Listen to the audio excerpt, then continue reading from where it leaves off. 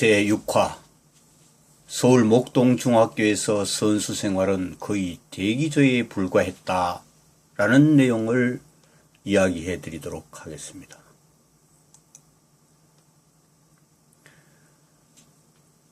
그 집 아이, 소위 제가 전봇대라고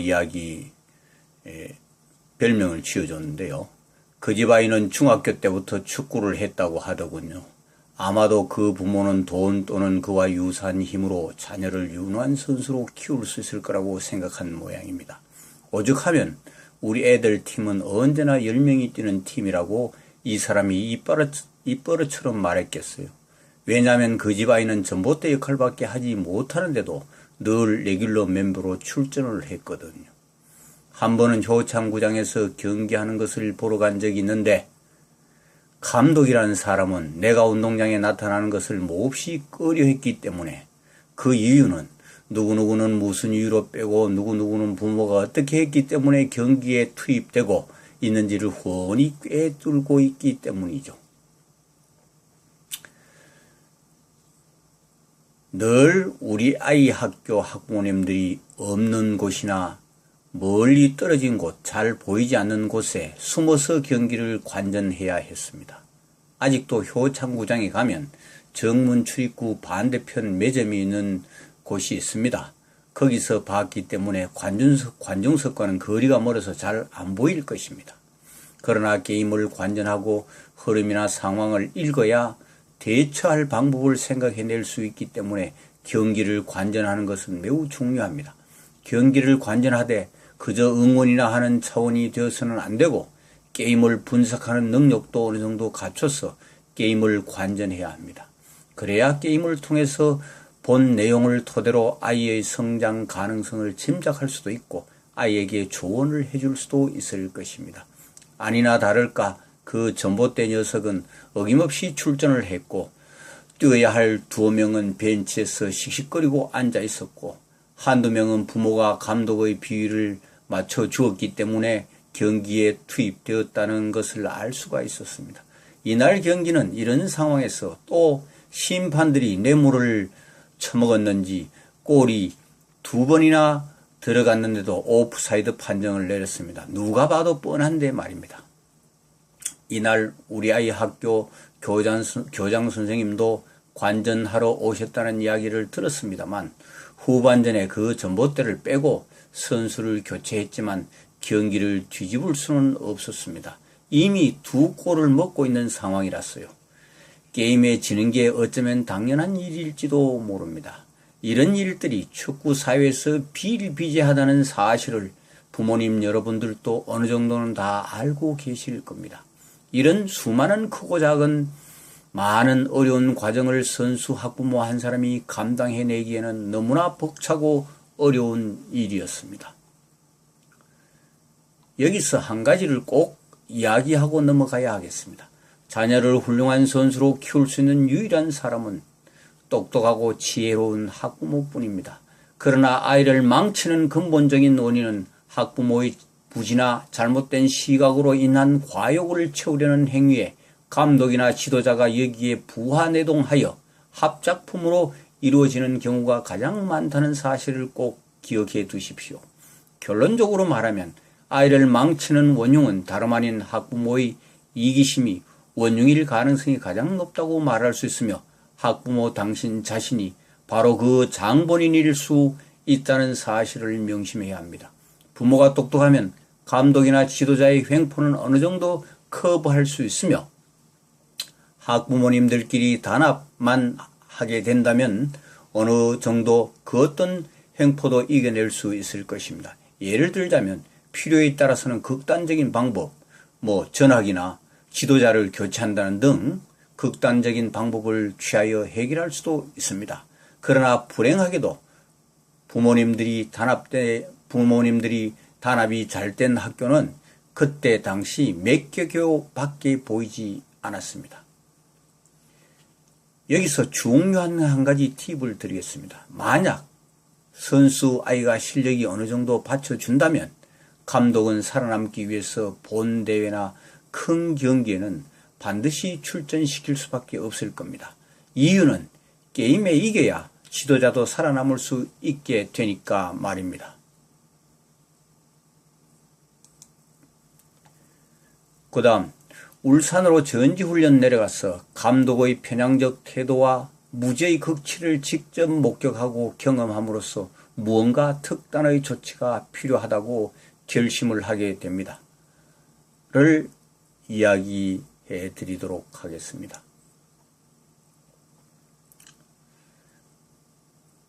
울산에서의 그날 오후로 다시 돌아왔어. 답답함은 물론이고 화가 머리끝까지 치밀어 올라 울분까지 치솟았지만 당장 해결할 수 있는 일은 아니기 때문에 이런저런 마음도 정리할 겸 그날 저녁 울산에서 산부인과 병원을 운영하는 친구에게 전화를 걸어 아마도 한 20몇 년 만에 만나게 됐을 겁니다. 산부인과 원장인 친구를 찾아가니 참으로 반갑게 맞아주었고 병원 문을 조기에 닫으면서까지 미리 예약해둔 곳으로 짐작되는 일식집으로 가보니 아예 방 하나를 잡아 두었더라고요. 아마도 그 지역에서는 제법 유지에 속하는 모양입니다. 저녁 식사와 함께 술을 마시면서 이런저런 그동안 살아온 이야기를 하다가 문득 그 원장 친구가 나보고 우영답지 않게 왜 아들 축구 시키고 있느냐고 아주 선한 표정으로 물어봅니다. 그래서 이 사람이 대답하기를 이봐요 박 원장, 내가 아무런 이유 없이 아들을 그저 내 뜻대로 축구를 시켰을 것 같소? 내가 그렇게 어설픈 사람으로 여기고 있느냐는 반문의 의미로 이렇게 말한 것이다. 이 박 원장과는 지난 학창시절 신촌에서 하숙할 때 청년 시절의 커다란 충격적인 사연이 하나 있었는데 그때의 기억을 더듬어서 혹시라도 우리 학부모님들께 도움이 되지 않을까 싶어서 이야기해 드리려고 합니다.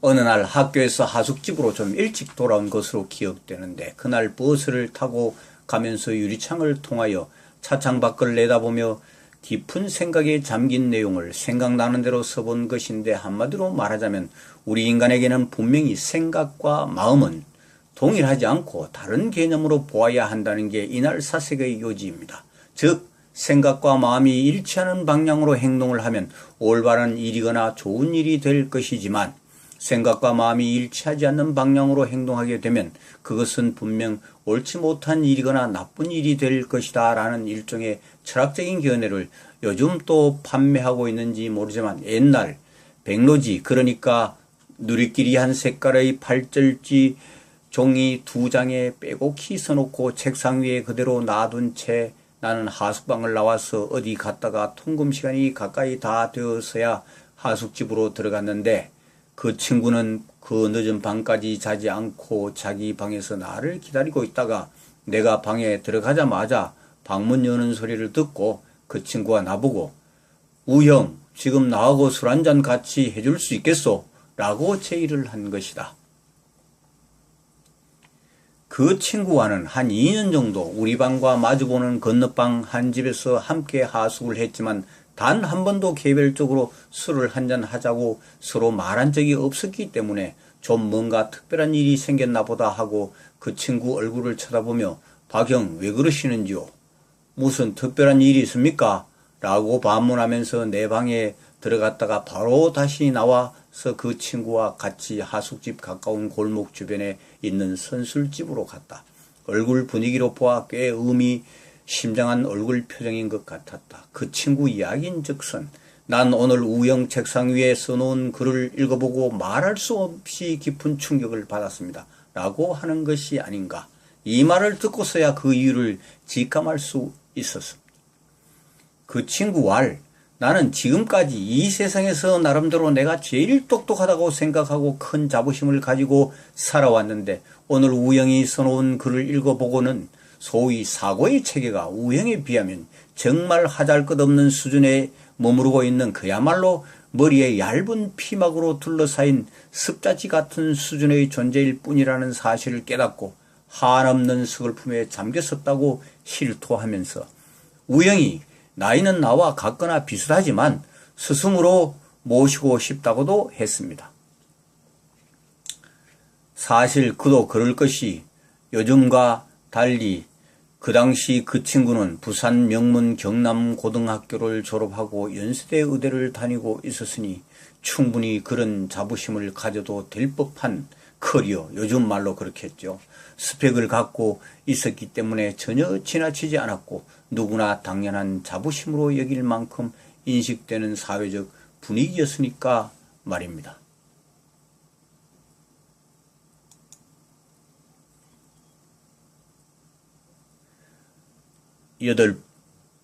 8제8화 이 한심한 현실을 울산에서 산부인과 병원을 운영하는 친구에게 토로하며 하루 저녁 내내 새벽까지 술로 위로하다 편을 이야기해 드리도록 하겠습니다.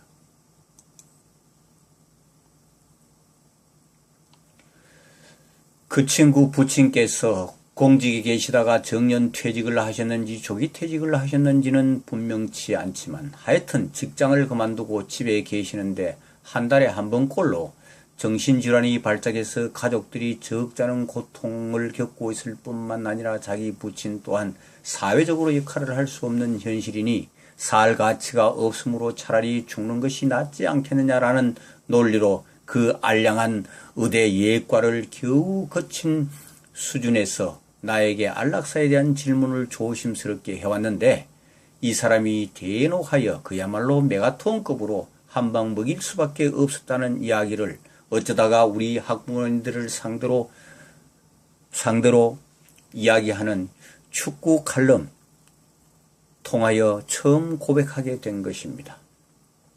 그 친구가 의과대학을 가게 된 근본적인 동기도 정신의학을 공부해서 자기 힘으로 자기 아버지의 병환을 고치기 위해서였다고 하는데 그래서 원래는 정신건강의학을 전공할 계획으로 의과대학을 들어갔는데 나중에 상황이 바뀌어서 산부인과를 전공하게 된 것입니다. 원래 가진 생각은 참으로 기특하고 칭찬해 줄 만한 일이기도 한 것임에 틀림없는 사실입니다. 이 사람 박형, 인권이란 말이 진정 무슨 뜻인지 알고 있는 게요. 소위 법의학자나 또는 사회학자들이 인간의 존엄성 차원에서 연구하고 생각하는 개념들을 어짜여 사회적 유불리만 따져서 도식적으로 해석하여 재단해버리는 방식의 생각을 가지고 있으면서도 이 시대 상아탑의 진정한 지성인이라 감히 말할 수 있겠소. 이 세상에 인간의 존엄성의 근간인 인권은 그 어느 누구도 함부로 좌지우지해서는 안 됩니다. 만약 사회적으로 합의된 다수의 의견이고 필요에 따라 법적으로 안락사를 허락한다 하더라도 당사자 본인의 의사가 존중되고 그 가족들 구성원 모두의 의견이 만장일치가 되는 범위에 한해서만 한번 생각해 볼 수 있을지 모른다. 라는 게 이 사람의 평소 지론이었습니다.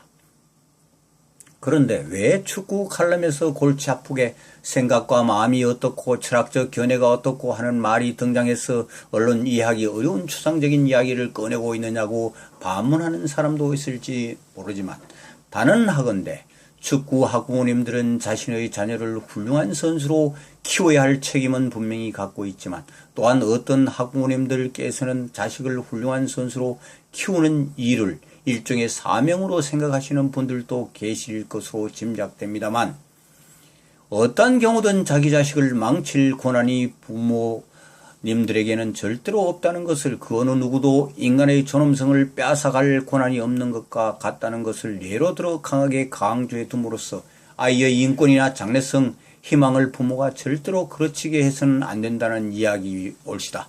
이 사람은 부모의 무지나 별 생각 없이 섣부른 단순한 판단으로 인한 행위로 자식을 망치는 경우를 적잖게 봐왔기 때문에 간곡하게 드리는 말씀이외다. 산부인과 병원을 운영하는 친구의 질문에 아들 축구시키게 된 동기를 앞의 최초 칼럼에서 축구를 시작하게 된 동기와 처음 시작하는 과정편에서 자세히 밝힌 그대로의 내용을 소상하게 이야기해 주었습니다. 그 이야기가 끝날 쯤 이 사람이 박 원장은 자식이 몇이고 무슨 공부를 하고 있느냐고 통상적인 질문을 했습니다. 그런데 딸만 둘이란 말을 들은 것 같고 그중 한 아이가 중2학년인데 음악 전공시키려고 비행기로 일주일에 한 번인가 두 번인가 서울에 울산에서 서울에 제법 지명도가 있는 교수님에게 레슨을 받으러 다닌다는 말을 듣고 속 부모님들이 고생이 많겠구나. 그저 혼자 말처럼 내뱉었는데 그 친구는 자기가 원해서 시키는 것은 아니고 아이 엄마가 시킨다고 자신도 좀 못마땅하지만 그냥 수용하고 있다는 뉘앙스로 변명을 하더이다. 어찌되었든 간에 음악도 공부시키는 과정의 양태가 축구와 비슷한 점이 많아서 보통 이를 지칭할 때 예체능이라고 묶어서 이야기하지 않나 싶습니다. 거의 새벽까지 주거니 받거니 하면서 오랜만에 회포를 풀기 위해 술자석이 지속된 것으로 기억됩니다. 나중에 그 박 원장 부인이 차를 끌고 태우러 온 기억이 납니다만 이 사람은 서울에서 같이 내려온 학부모님들이 투숙한 숙소로 가서 눈을 조금 붙이고 난 그 다음 날 학부모님들께 가급적 빨리 서울로 올라가자고 제안을 했습니다만 그때까지 학부형들께서는 눈치를 채지 못한 것으로 생각되어서 그럼 오늘 하루만 더 있다가 내일 올라가기로 합의를 하고 마치 우리 학부형들이 여행 온 기분으로 같이 어디 가자는 이야기가 나와서 하는 수 없이 우리 아이의 현재 상황을 설명하고 난 후 나는 이리저리 돌아다닐 기분이 아니니 그리 하시고 나는 빼고 알아서 다녀들 보시오 라고 조금 퉁명스럽게 말을 내뱉었다. 학부모 회장님이 나보고 현이 아버지는 뭐 할 거요? 라고 물었어. 낮에는 적당히 보내다가 저녁에 울산 동구 장생포 근방 산에 있는 강동구장에 국가대표팀 훈련하는데 거기 가볼 생각이요. 이렇게 이야기를 끝냈습니다. 다음은 스페셜 1 시간이 지나면 어떻게 되겠지 하는 것에 대한 이야기를 해드리도록 하겠습니다. 스페셜 1 시간이 지나면 어떻게 되겠지. 특별한 칼럼입니다. 그때 당시 유소년 중2 유럽 유학 준비 과정에 얽힌 이야기와 유학 환경, 유학의 현실 등은 다음에 계속하도록 하고 시간이 지나면 어떻게 되겠지라는 막연한 생각의 결과는 아무것도 이룰 수가 없습니다. 요즘은 온갖 통신수단의 발달로 인하여 모든 정보가 거의 실시간으로 공개되고 있는 현실입니다. 그중 가장 대표적인 기기가 스마트폰인데 이제는 스마트폰 하나로 현장에 가지 않고 거의 모든 일을 볼 수가 있는 아주 편리한 세상이 된 것임은 분명합니다. 그러나 아무리 편리한 세상이 되었다 할지라도 변하지 않는 것들은 수없이 많을 것입니다. 그중 하나가 스포츠가 아닌가 생각됩니다. 그래서 스포츠 중 가장 원시적인 경기인 축구는 행동하지 않으면 결과가 전혀 나오지 않는다는 사실입니다. 즉 좋은 생각을 아무리 많이 하더라도 행동으로 나타내지 못한다면 아무런 의미가 없다는 말입니다. 2002년 우리나라 월드컵 당시 가장 대표적인 표어가 꿈은 이루어진다 였습니다. 그리고 그 꿈은 이루어졌습니다. 그러나 그 꿈을 이루기 위한 분명한 목표와 이를 실현하기 위한 몇 년 동안의 피땀 흘린 노력, 즉 실천적 행동이 있었기에 가능했던 것입니다. 꿈을 꾸는 자만이 이룰 수 있다. 그러나 꿈을 행동으로 실천하지 않는 자는 그야말로 그냥 한낱 꿈일 뿐이다. 우리 아이가 축구를 본격적으로 시작한 때가 초등학교 5학년 때인데 그때 당시 이 사람은 분명한 목표를 세웠고 수많은 어려움과 우여곡절이 있었음에도 불구하고 단 한 번도 흔들리지 않았으며 프로 선수가 된 지금까지 계속 실천해 왔으며 아직도 여전히 진행 중이며 선수 생활을 마감하는 날까지 그리고 그 다음 단계까지 앞으로도 일정 기간 지속될 것입니다. 자연치유 건강장수 프로그램은 30년 동안 갈고 닦으면서 우리나라 전국의 무인도, 즉 주변을 샅샅이 뒤지며 경험하고 연구해서 얻은 생생한 건강 지식 정보를 우리의 일상생활과 밀접하게 연계해서 누구나 쉽게 접근할 수 있게 만들어 놓은 것입니다. 많은 책들이 비교적 이론 중심인데 비하여 20년 젊어지는 비법책은 바른생활과 건강실천 그 자체가 중심인 생생하게 살아있는 자연치유 평생건강관리 비법 프로그램입니다. 이 중 하나의 신뢰를 소개하면 술은 멀리하지 말고 보약처럼 즐겨라 하는 메뉴 항목이 나옵니다. 술을 보약처럼 즐기는 방법을 자세히 설명해 놓았으며 이 사람 본인도 현재 술을 보약처럼 실제 생활에서 즐기고 있기도 합니다.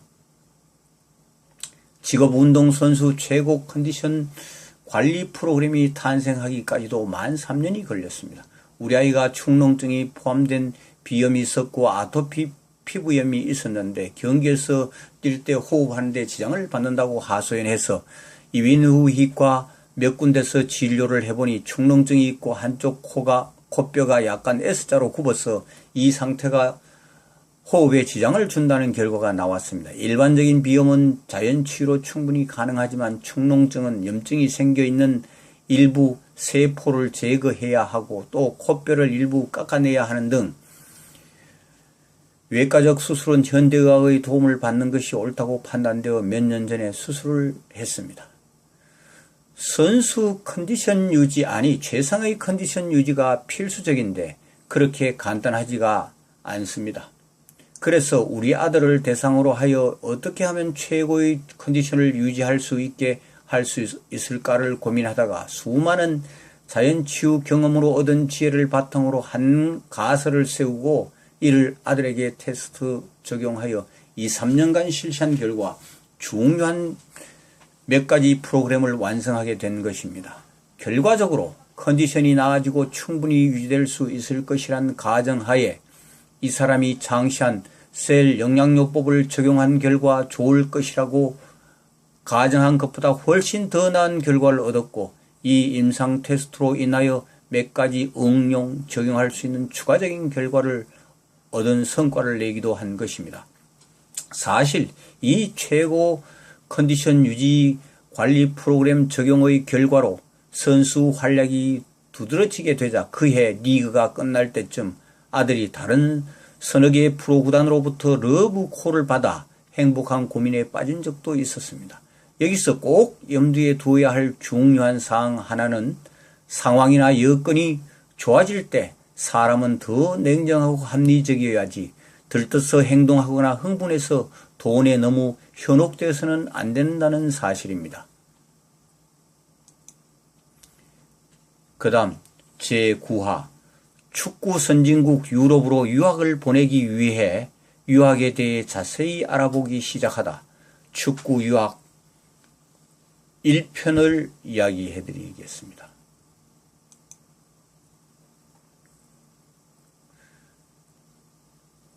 아까 이야기 드린 그 내용에 이어서 축구 국가대표팀이 훈련한다는 정보는 들어 알고 있었지만 히딩크 감독이 거기 온다는 이야기는 솔직히 잘 모르고 거기 가서 알게 되었습니다. 그때가 때마침 그것을 히딩크 감독이 처음 부임해서 울산 강동구장에서 국가대표팀 훈련도 있었고 또 그곳에 가서 처음으로 국가대표팀이 훈련하는 광경을 보고는 정말 놀랐는데 그 내용을 소개하도록 하겠습니다. 그때 이천수 선수인 걸로 기억되는데 상대를 앞에 두고 1대1 상황에서 상대를 제치는 기술을 지도하는 것으로 보였는데 공의 회전력과 회전 속도를 이용하여 포물선을 그리며 공을 움직이도록 하되 공을 찬 부분의 임팩트 회전력에 의해 공은 상대가 예측하는 반대 방향으로 향하게 한다는 것이었습니다. 이 기술은 축구 황제 펠레의 페인팅 기술 중 가장 뛰어난 기술로 짐작되는 것인데 여기서 실제로 가르치는 것을 볼 수 있을 줄은 정말 예상하지 못했습니다. 아하, 세계적인 명성이 있는 감독은 평소에도 많은 공부와 연구를 하는 차원이 다른 지도자구나 하는 것을 느끼게 하는 장면이었습니다. 히딩크 감독은 더 빨리, fast, more faster를 연신 외치면서 다그치는 장면은 지금도 생생히 기억하고 있을 정도입니다. 그 다음 날 서울로 올라오자마자 유학을 보내는 것이 현실적으로 가장 나은 방법이 아니겠느냐고 결심을 하게 된 이면에는 어제 울산 강동구장에서 본 외국인 감독의 훈련 지도법이 내 마음을 움직이게 한 결정적 요인이 되지 않았을까 하는 생각이 14, 15년이 지난 지금 듭니다만 솔직히 2002년 월드컵 이전에는 변변한 유학 정보 하나 찾아볼 수가 없었습니다. 다행히 인터넷을 뒤지는데 때마침 유럽, 벨기에로 유소년, 그러니까 중고등학생 축구 유학생을 모집한다는 짤막한 기사 정보를 입수하게 됩니다. 그 당시 유소년, 중학생 유학이 국가에서 허가되지 않는 금지 시기였기 때문에 이를 합법적 테두리 내에서 국가가 정해놓은 원칙적인 조건을 맞춘다는 것이 그리 호락호락하지 않을 거라는 짐작은 누구나 다 가능하나 이를 성사시키기 위하여 원칙에 합당한 조건을 만들어내기 위한 방법을 찾아내고 이를 실현시킨다는 것이 여간 어려운 과정이 아니라는 것을 여러분께서도 그리 어렵지 않게 짐작이 가능할 것이라 생각됩니다. 그래서 일단 교육인적자원부에 문의한 결과 해당 교육청에 가서 유소년 해외 유학 1차 요건이 해당 교육청의 심사위원회의 심의를 통과해야 된다는 것이었습니다. 당연히 해당 교육청의 심사위원회가 만들어져 있을 거라고 생각하겠지만 교육청에는 아직 유소년 해외 유학에 대한 규정조차도 제대로 알고 있는 장학사가 없을 정도로 유학에 무지한 현실이었습니다. 강서 교육청 민원실에 전화를 걸어 이런저런 이유로 서울 강서 교육청을 찾아갈 생각입니다 하고 전화를 해놓고 이미 여러 가지 마음에 들지 않는 현실들에 대해 독이 오를 대로 잔뜩 올라있는 상황이라 어디 하소연할 곳도 화풀이할 곳도 없는 상태에서 찾아가는 중이라 너희들 제대로 걸렸다. 한번 혼 좀 나봐라 라는 식으로 생각하고 찾아간 것입니다. 교육청이 돌아가는 분위기를 이 사람은 공진중학교 학교 운영위원장 맡고 있었을 때 장학사들의 거만하고 오만한 일방적인 태도에 교육인적자원부 장관이 그렇게 시켜느냐고 질책을 하면서 한번 강서교육청에 이 사람 이름이 소문날 정도로 한방 먹인 사건이 있어서 비교적 소상히 알고 있는 편이어서 벼르면서 찾아간 것입니다. 참고로 교육청의 장학사는 국공립학교 교장 선생님과 직급 레벨이 동일합니다. 그러니까 장학사 하다가 교장으로, 교장에서 장학사로 수평 이동할 수 있는 직급 레벨이라는 뜻입니다. 서울 강서교육청 민원실 안에 들어서자마자 그 사무실 주변에 있는 모든 사람들을 들으라고 의도적으로 민원실 응접 탁자 위에 가져간 책과 서류 봉지를 내리쳐 큰 소리가 나게 주의를 집중시킨 뒤 꿋꿋이 선 자세로 도대체 우리나라 이놈의 교육청은 학생들이 잘 성장할 수 있도록 도움을 주고 있는 교육기관인지 아니면 학생들의 앞길을 가로막는 방해꾼인지 도대체 알 수가 없어.